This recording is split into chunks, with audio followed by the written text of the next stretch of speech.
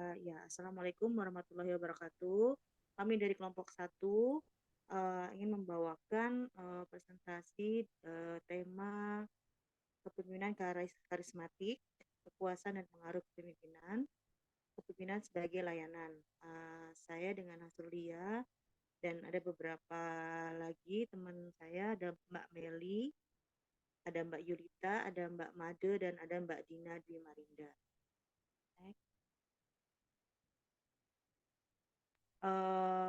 Topik yang akan kami bahas pada saat ini adalah topik karismatik dan transformational leadership, power dan influence, power and influence, leadership as a service.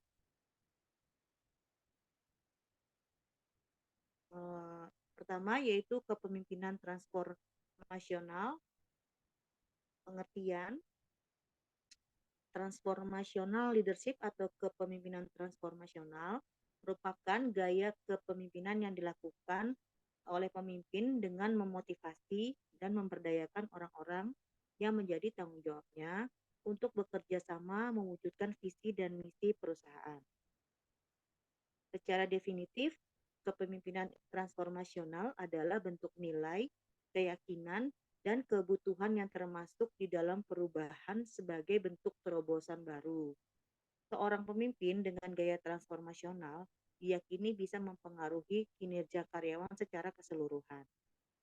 Seorang pemimpin yang menerapkan transformational leadership biasanya memiliki pandangan visioner dan juga mampu memfasilitasi karyawan atau bawahannya untuk mengasah skill yang diperlukan.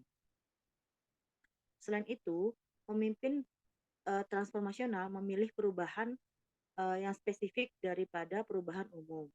Ini karena sebagian besar pemimpin transformasional adalah pemikir yang sangat strategis dan menyadari bahwa mereka tidak dapat menggunakan pendekatan semua atau tidak ada.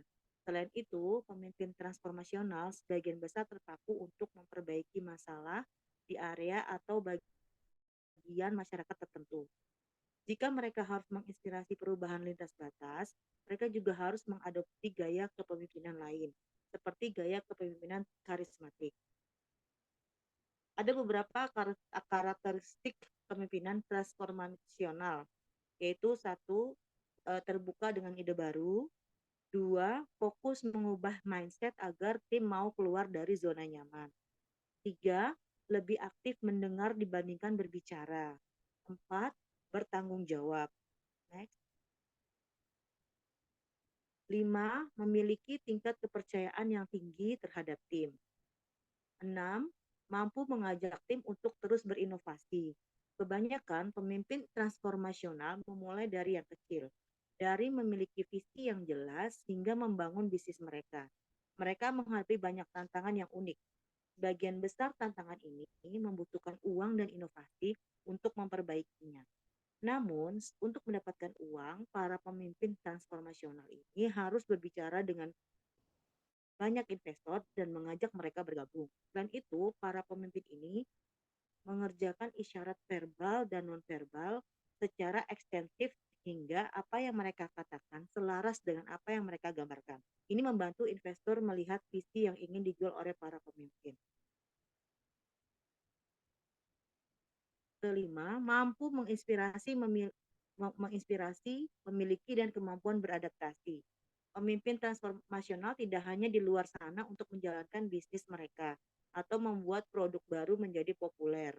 Mereka juga bisa menjadi pemimpin yang ingin mengubah masyarakat dan membuatnya lebih adil atau adil untuk semua orang. Namun, tidak ada kemenangan yang dapat diraih oleh seorang individu saja. Pemimpin membutuhkan orang lain untuk mendukung mereka dan mendukung misi mereka. Pemimpin seperti Nelson Mandela ingin mengakhiri penindasan terhadap orang kulit hitam. Tetapi dia tahu betul bahwa dia tidak dapat melakukannya sendiri. Inilah mengapa dia secara intelektual merangsang orang kulit hitam lainnya, membuat mereka menyadari potensi mereka, dan kemudian membantu mereka melepaskan belenggu. Selanjutnya adalah berpikiran terbuka dan progresif. Next.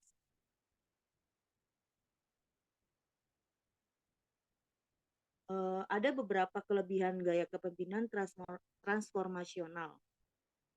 Di antaranya adalah A. Pengaruh ideal. Seseorang yang memiliki gaya transformasional leadership adalah teladan bagi para karyawannya. Pemimpin tersebut akan bertindak sesuai dengan peraturan yang dibuat dan cenderung memberikan pengaruh yang ideal. Hal ini hal inilah yang membuat banyak banyak karyawan yang kagum dan hormat kepadanya. Kelebihan gaya kepemimpinan transformasional lainnya adalah mempertimbangkan individu. Seorang seorang pemimpin adalah orang yang selalu mendukung karyawannya untuk mengembangkan dan mengeluarkan seluruh potensi yang ada di diri mereka. Pemimpin tersebut akan sadar bahwa karyawan juga harus turut terlibat dalam mencapai visi perusahaan. Biasanya, orang dengan tipe kepemimpinan ini adalah orang yang mempertimbangkan individu. Pemimpin ini tidak akan ragu untuk mengadakan pertemuan one-on-one dengan karyawannya untuk membangun relasi atau sekedar mendengarkan opini mereka. Kelebihan yang lain adalah motivasi inspirasional. Kelebihan lainnya dari transformational leadership adalah bisa memberikan motivasi inspirasional. Artinya, pemimpin tersebut bisa mendorong karyawannya untuk bersama-sama mencapai visi. Mereka adalah orang yang akan memberikan energi sama kepada para karyawannya. Sehingga setiap kalimat yang diucapkan adalah kalimat inspirasional yang bisa memotivasi karyawannya. Kelebihan yang lain adalah stimulasi intelektual. Satu lagi kelebihan transformational leadership adalah bisa memberikan stimulasi intelektual. Artinya, pemimpin tersebut akan mendorong karyawannya untuk berpikir dengan pola out of the box serta berani mengambil risiko. Mereka juga mampu untuk menciptakan lingkungan yang penuh dengan kreativitas. Hal ini tentunya akan membuat karyawan merasa nyaman dan bisa mempelajari banyak hal baru dalam pekerjaan. Di samping kelebihan ada juga kekurangan dari gaya kepemimpinan, yaitu eh, ada beberapa di antaranya tidak dapat berjalan optimal pada organisasi yang tidak memiliki struktur. Ada juga yang tidak cocok untuk dijalankan pada organisasi atau tim yang dibentuk sementara dalam rangka menjalankan tugas tertentu. Kurang tepat untuk diterapkan pada bisnis yang baru, meraba-raba. Karena pada dasarnya kepemimpinan ini membutuhkan struktur yang kemudian diperbaiki. Ada juga lingkungan kerja yang terlalu birokratis dan juga kurang cocok dengan gaya kepemimpinan ini. Next.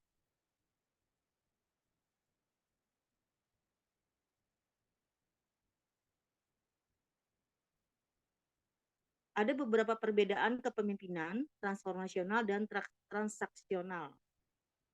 Standar pekerjaan, yaitu perbedaan pertama adalah pada standar pekerjaan. Karakteristik kepemimpinan transaksional cenderung sudah menentukan standar pekerjaan yang harus dipenuhi. Sehingga terkadang pemimpin tersebut cenderung tidak memperhatikan kreativitas dan inovasi dari karyawan. Hal ini tentunya berbeda dengan model transformational leadership, di mana pemimpin akan mengajak karyawan untuk mencapai visi perusahaan bersama-sama. Yang kedua adalah penerapan sistem. Perbedaan selanjutnya adalah penerapan sistem. Ciri kepemimpinan transaksional yaitu sistem reward and punishment untuk membuat karyawannya patuh. Sementara ciri kepemimpinan transformasional adalah gaya kepemimpinan yang mengutamakan keakraban antara karyawan untuk membuat karyawan mau bekerja sama untuk mencapai tujuan. Yang ketiga ada cara menjalankan perusahaan.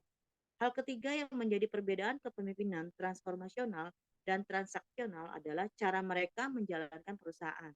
Pada transactional leadership cenderung menjadikan visi dan misi, aturan dan instruksi sebagai pusat komando untuk keberlangsungan perusahaan.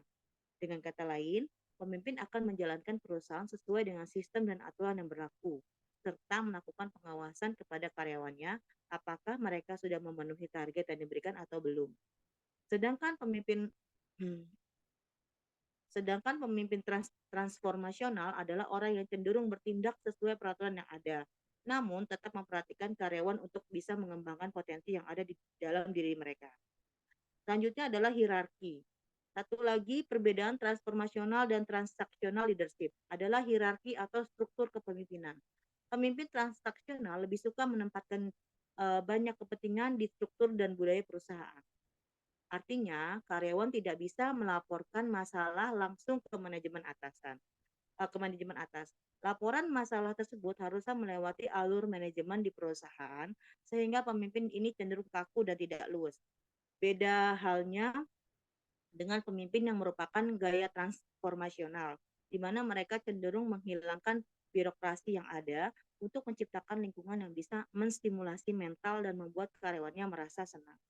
Selanjutnya akan dilanjutkan dengan rekan saya yaitu Mbak Dina. Silakan Mbak Dina.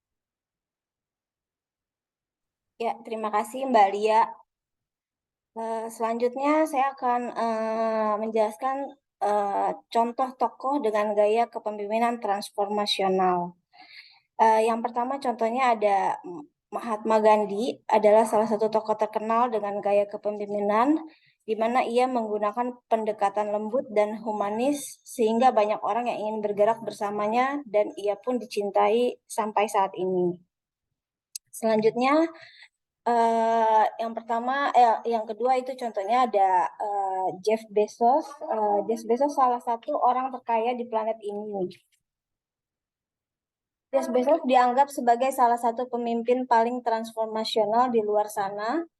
Amazon didirikan berdasarkan visi pada tahun 1994. Dalam waktu kurang dari 3 dekade, perusahaan telah berkembang dan mengambil alih seluruh dunia, semua berkat kecerdasan luar biasa dari Jeff Bezos. Yang kedua yaitu Oprah Winfrey. Berbicara tentang Oprah Winfrey, kita berbicara tentang karisma dan inklusivitas. Tidak diragukan lagi salah satu wanita paling inspiratif di luar sana. Oprah adalah seorang trendsetter dalam caranya melakukan wawancara. Inilah mengapa majalah Time menamainya salah satu orang paling berpengaruh pada tahun 2004 sampai dengan 2009. Kemudian selanjutnya ada Reed Hastings. Reed Hastings adalah orang di balik transformasi internet ini. Dia ikut mendirikan Netflix pada tahun 1995 dan saat ini Netflix memiliki kapitalisasi pasar total sekitar 73 miliar dolar. Selanjutnya ada Steve Jobs. Tidak kalah pentingnya dalam daftar pimpinan, Steve Jobs sejak usia dini dia menjual komputer di tempat yang ramah konsumen dan mudah diakses. Bahkan di tahun-tahun awalnya dia memiliki etos kerja yang sangat kuat dan menginspirasi banyak orang. Melalui inovasi dan perubahan itulah dia mampu mengubah dunia teknologi. Kemudian ada Bill Gates. Bill Gates dianggap sebagai pemimpin autokrasi di tahun-tahun awal. Namun gaya kepemimpinannya berubah 180 derajat dari berfokus pada pasar kapitalistik di tahun-tahun awal hingga melakukan banyak pekerjaan nirlaba dalam beberapa tahun terakhir. Bill Gates mengubah cara para pemimpin seharusnya bertindak.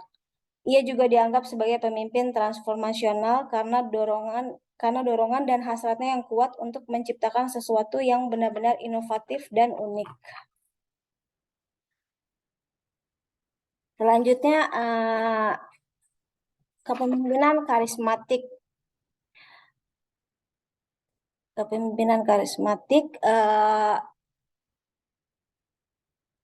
karismatik adalah bagaimana cara seorang pemimpin berkomunikasi dengan membangkitkan empati dan emosi yang kuat pada orang-orang sekitarnya.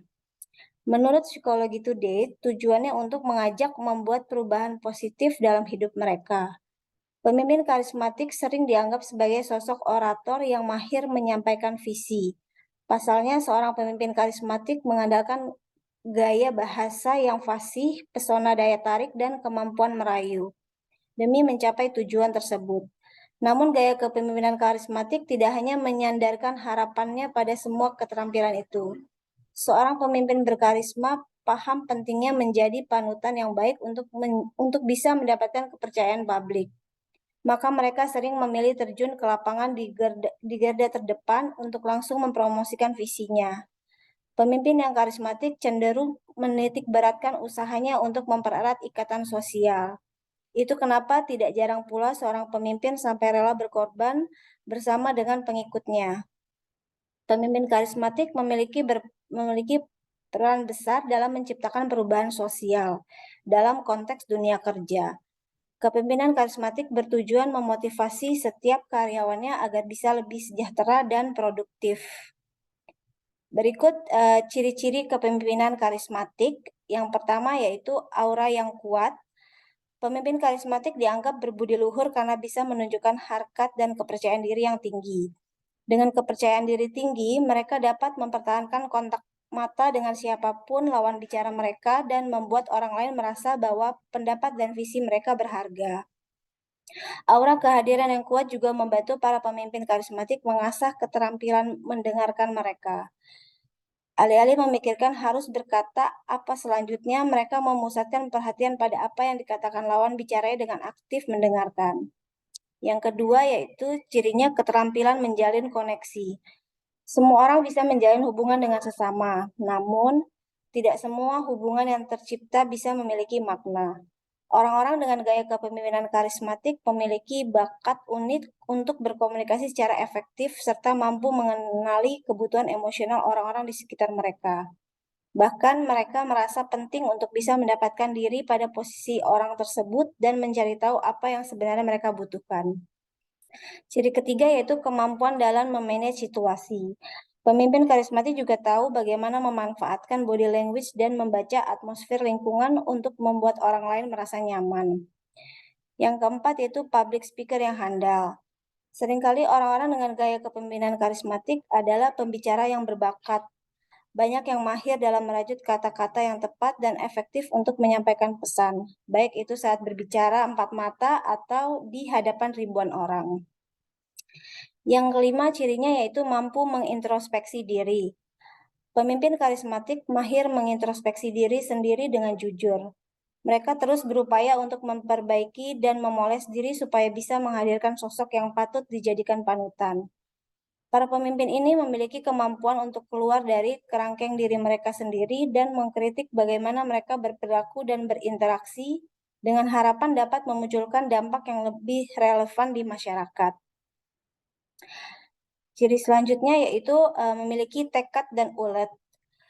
Hidup penuh cobaan dan perjuangan, akan tetapi pemimpin yang karismatik tidak mudah menyerah.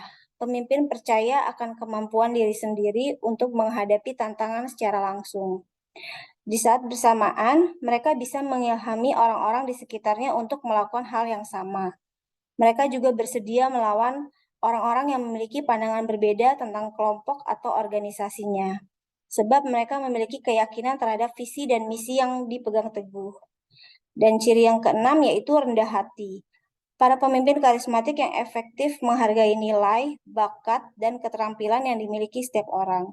Mereka juga dengan sungguh-sungguh mendengarkan keprihatinan dan gagasan orang-orang. Pemimpin dapat membuat karyawan menjadi bagian dari tim terpadu yang berjuang untuk tujuan yang sama. Selanjutnya akan dibawakan oleh Mbak Meli. Silakan, Mbak. Baik, terima kasih Mbak Dina. Di sini saya akan memaparkan tentang kelebihan dan kekurangan gaya kepemimpinan karismatik. Yang pertama, untuk kelebihannya, peningkatan loyalitas. Perusahaan yang dipimpin karismatik cenderung kohesif karena pekerjanya memiliki tujuan yang jelas. Para pemimpin karismatik menginspirasi orang untuk bekerja beriringan demi tercapainya tujuan bersama. Tujuan mereka adalah membuat karyawan merasa bahwa pekerjaan mereka penting dan bakat mereka diapresiasi. Hal ini pada akhirnya dapat meningkatkan loyalitas dan kontribusi aktif dari setiap karyawan. Resiko turnover pun dapat diturunkan. Yang kedua, ada pembibitan pemimpin baru. Karisma yang terpancar dari pemimpin dan manajer dapat memacu karyawan di bawah mereka untuk menjadi calon pemimpin selanjutnya. Berangkat dari mencontohkan sebagai panutan, pemimpin pun dapat mewarisi gaya kepemimpinan karismatik yang sama pada penerus selanjutnya. Pada akhirnya, calon pemimpinnya berikutnya akan mengadopsi gaya manajemen yang sama dan pada kultur dalam perusahaan tersebut. Yang ketiga, ada produktivitas tinggi. Para pemimpin ini sangat terampil dalam mendapatkan kepercayaan dan rasa hormat dari orang-orang yang mereka kelola. Alhasil, karyawan lebih cenderung untuk sukarela meningkatkan produktivitas dan kualitas kerja mereka demi memenuhi ekspektasi dari pemimpin karismatik. Yang keempat, ada merangkul inovasi. Pemimpin karismatik mendorong orang-orang di sekitarnya menuju perubahan dan inovasi yang masuk akal. Artinya, mereka memungkinkan perusahaan untuk selalu mengikuti perkembangan tren terkini sebagai peluang untuk memperbaiki organisasi dan meningkatkan proses kerjanya. Kelima, ada membangun budaya belajar. Kualitas utama dari kepemimpinan karismatik adalah kerendahan hati dan komunikasi yang efektif. Maka kesalahan diperlakukan sebagai peluang belajar untuk aktualisasi diri, bukan sebagai konsekuensi yang perlu hukuman. Kemudian di sini ada kekurangan dari gaya kepemimpinan karismatik, yaitu salah fokus. Kekuatan mereka untuk memengaruhi orang lain bisa membutakan. Para pemimpin karismatik kadang menjadi tidak responsif terhadap bawahan atau konstituen mereka. Ini bisa membuat mereka terlena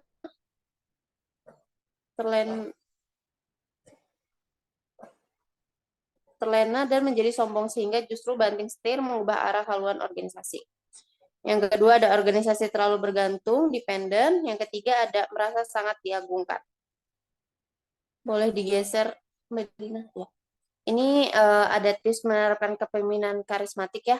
Di sini yang pertama ada jadilah pendengar yang aktif. Kedua, gabungkan kekuatan dengan kehangatan. Yang ketiga ada asas cara komunikasi.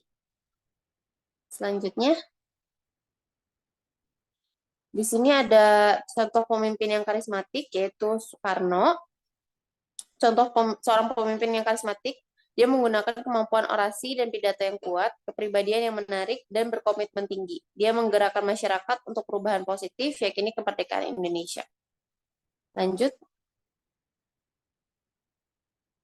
Di sini ada beberapa tokoh dengan gaya kepemimpinan karismatik. Yang pertama ada Abraham Lincoln, ada Fidel Castro, di sini ada Raja Martin Luther, ada Bunda Maria, dan juga Nabi Muhammad SAW. Selanjutnya akan dilanjutkan oleh Mbak Lestari. Silakan Mbak Lestari. Terima kasih Mbak Beli. Selanjutnya saya akan membawakan tentang kekuasaan dan pengaruh kepemimpinan atau power and influence leadership. Kekuasaan adalah kemampuan untuk menghasilkan efek kepada orang lain atau potensi untuk mempengaruhi orang lain selain sebagai hak milik pribadi. Kekuasaan adalah fungsi dari pemimpin, pengikut, dan situasinya. Sedangkan pengaruh adalah perubahan dalam sikap, nilai-nilai keyakinan, atau perilaku seseorang sebagai hasil dari taktik mempengaruhi. Selanjutnya, next. Hasil dari mempengaruhi bisa bermacam-macam, yaitu komitmen, kepatuhan, dan perlawanan. Next. Proses mempengaruhi. Menurut Kelman, berpendapat bahwa ada 3 proses mempengaruhi, yaitu kepatuhan, instrumen, internalisasi, dan identifikasi personal. Next. Selanjutnya, leadership as a service. Apa itu kepemimpinan sebagai layanan? Kepemimpinan sebagai layanan atau kepemimpinan yang melayani artinya pemimpin memiliki tanggung jawab untuk menciptakan lingkungan kerja di mana semua anggota tim dapat melaksanakan pekerjaan mereka dalam kondisi terbaik dan untuk mencapai kepuasan terbesar mereka. Karakteristik pemimpin yang melayani adalah selalu mendengarkan, punya empati, memiliki kesadaran tinggi, bersifat persuasif, memiliki keterbukaan dan memiliki cara pandang holistik, dan berkomitmen pada pertumbuhan. Next. Berikut ada 10 prinsip kepemimpinan pelayanan, yaitu mendengarkan atau listening, empati, healing, kesadaran, persuasif, konseptualisasi, pandangan jauh ke depan, ke-8 adalah penata layanan, ke-9 komitmen terhadap pengembangan orang lain, dan ke-10 adalah membangun komunitas atau building community. Untuk selanjutnya akan dibacakan oleh Mbak Yulita. Silakan, Mbak. Terima kasih Mbak Tari untuk materi selanjutnya yaitu 8 aturan dalam menjalankan kepemimpinan layanan. Yang pertama adalah panduan melalui contoh. Yang kedua ada solusi yang baik mengutamakan pelanggan. Yang ketiga ada capai sasaran dengan memanfaatkan data dan menghubungkan tim. Yang keempat ada memotivasi tim dengan memberdayakan mereka untuk membuat keputusan. Selanjutnya ada rencanakan untuk berinvestasi pada orang. Yang keenam ada berkomunikasi secara terbuka. Yang ketujuh ciptakan visi untuk perbaikan berkelanjutan. Dan yang terakhir ada arah yang kuat sangat penting, terutama di saat-saat yang tidak pasti. Berikutnya, mengapa penting menjadi pemimpin yang melayani? Di sebuah perusahaan, kepemimpinan pelayan menciptakan perasaan positif yang kuat antara manajemen dan karyawan. Itu mengarah pada rasa moral yang tinggi. Ketika karyawan puas dengan pekerjaan dan perusahaan mereka, produktivitas tempat kerja meningkat. Keuntungan lain pemimpin yang melayani yaitu antara lain yang pertama, membuka ide-ide baru dan inovatif. Yang kedua ada kepercayaan dan motivasi tinggi. Dan yang ketiga adalah memaksimalkan potensi bawahan. Next. Sekian presentasi dari kelompok 1, kurang lebihnya mohon maaf. Terima kasih. Wassalamualaikum warahmatullahi wabarakatuh.